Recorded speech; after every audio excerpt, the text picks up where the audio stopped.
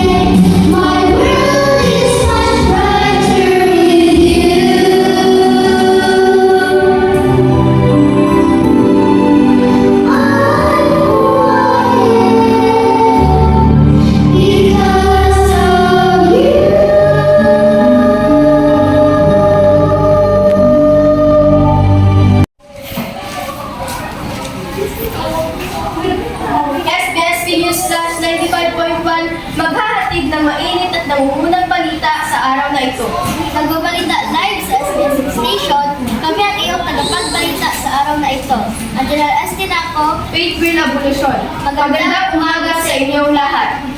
Ganap na pong ikalabing siyam ng Abril 2024.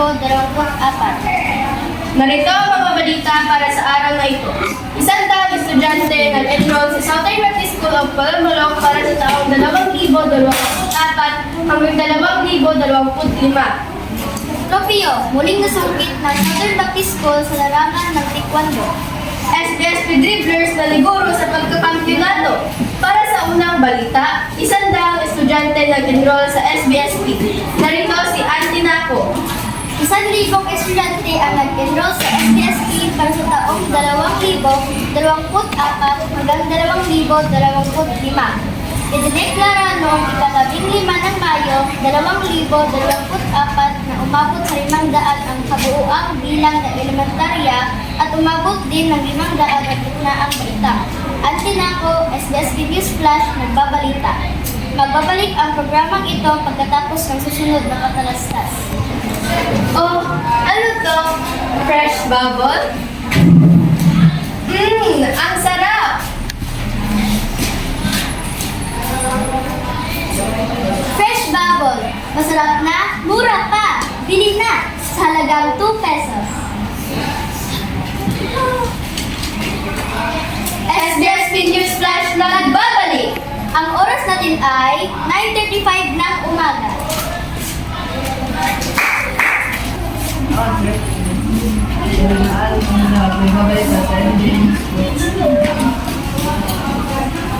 Nagbabalik na dahil sa station.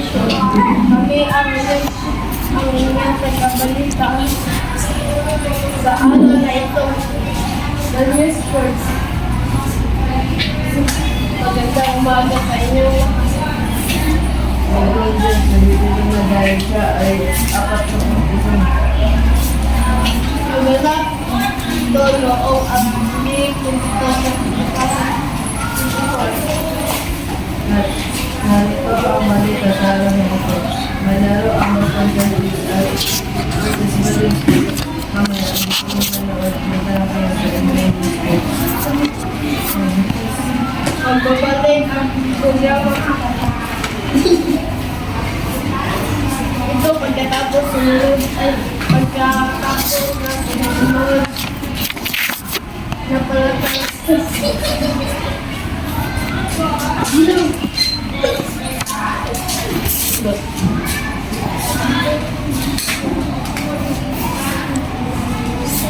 Ang dumi naman yung mukha mo ng stage.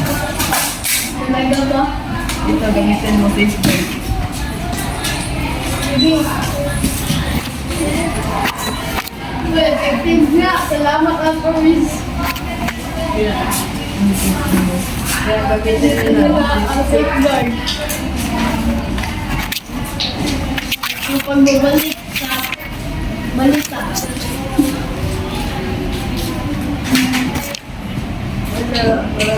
First versus Cup, pagkatapos ng Boston Celtics versus Golden State Warriors. Gusto mo manood ulit na kayo sa NBA Sports. Yun lang po. Maraming salamat po sa inyo. Awag at Maris Isa. At ako si Rashid Muzo.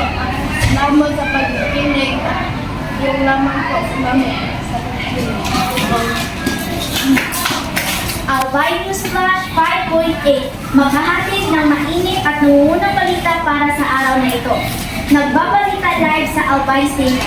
Kami ang inyong tagapagbalita sa araw na ito. Athena Lugirisa, Maria Tinio, magandang umaga sa inyong lahat. Ganap na pong ika-8 ng Mayo 2013.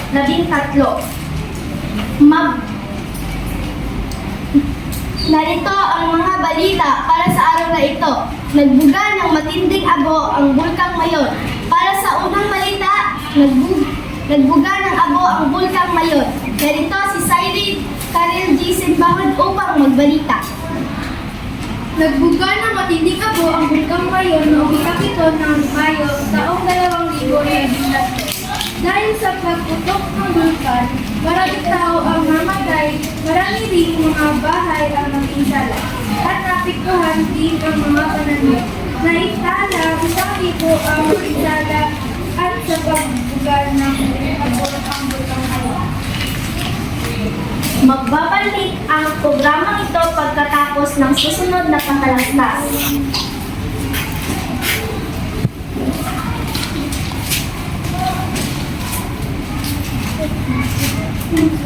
Ang kati-kati ng ulo ko. Ay, nako. Yes, ayun. Ang kati-kati ng ulo ko eh. Oh, ito. Sunshine shampoo with 50% aloe vera and make your hair ultra smooth. Okay, sige. Oh guys, gamitin nyo na. 49 pesos na.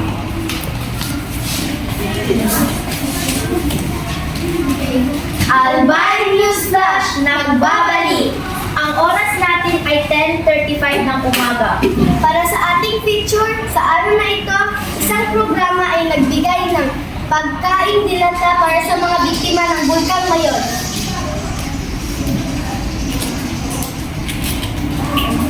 SPSP News Flash 97.9 maghahatid ng mainit at nangungunang balita para sa araw na ito.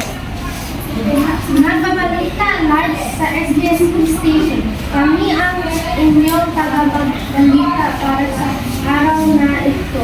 Dia del Nacional. Sabi ni Squadro, magandang umaga sa inyo lahat.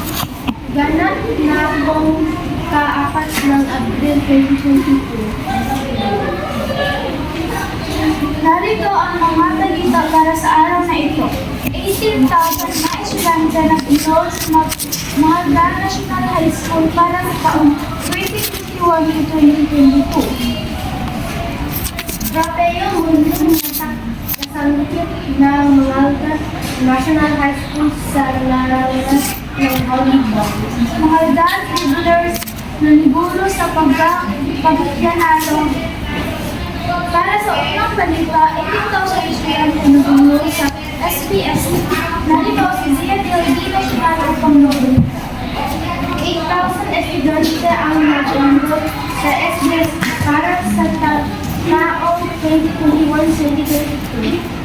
Idinarang buong ikatasiwan ng Agosto 2021 na umabot sa kalatapos 2025 ang kabuuan bilang sa ng DSS at umabot naman sa 2,389 ang kabuuan bilang ng SA. Magbabaw ang programa sa patapos na susunod na katalastas. Ate, nakansya ako. Ito pwede. Tanggapin mo na lang may kansya ako.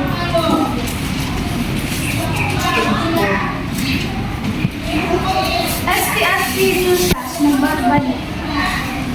Ang oras natin ay 9:46. Para ating feature sa araw na ito, nagkaroon kami nasulakit ang Mahal-da National High School para sa larangan ng volleyball. Narito si Kyle Medellina upang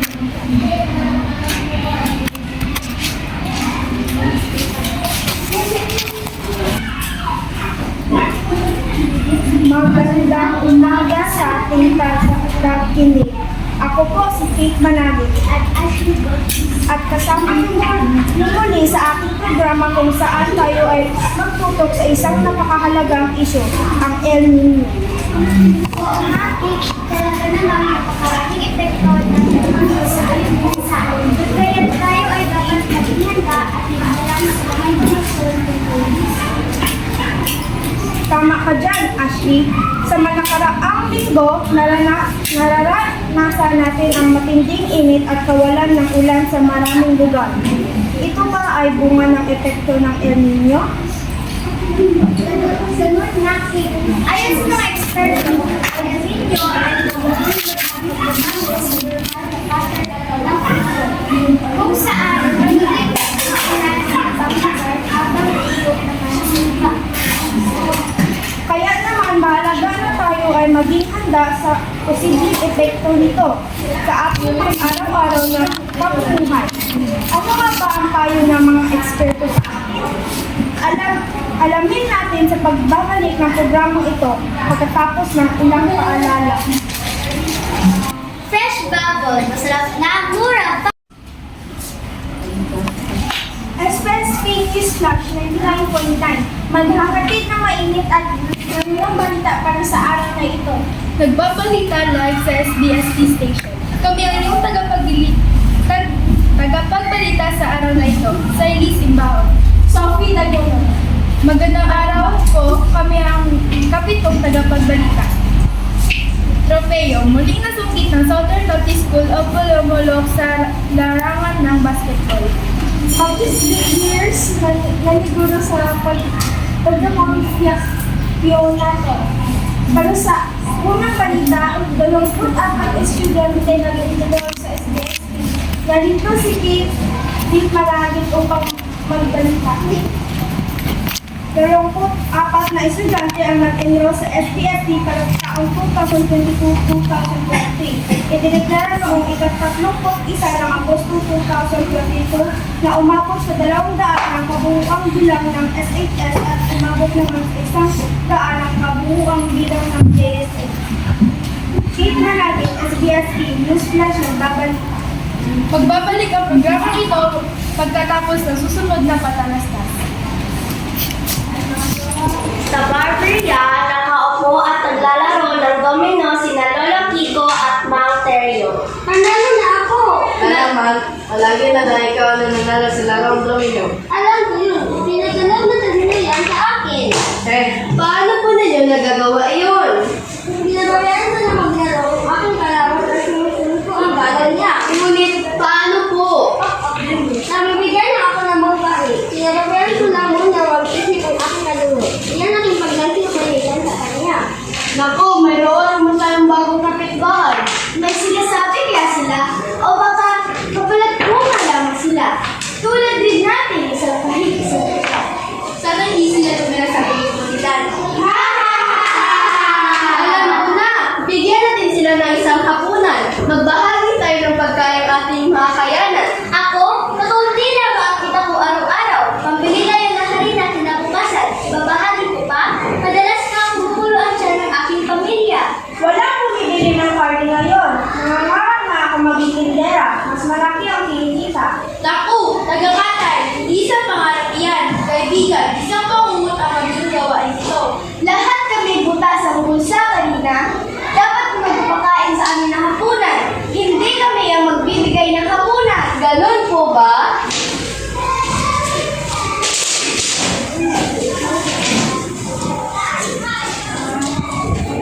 Sa kusina ni Lolo Kiko. Nasaan ang sopa?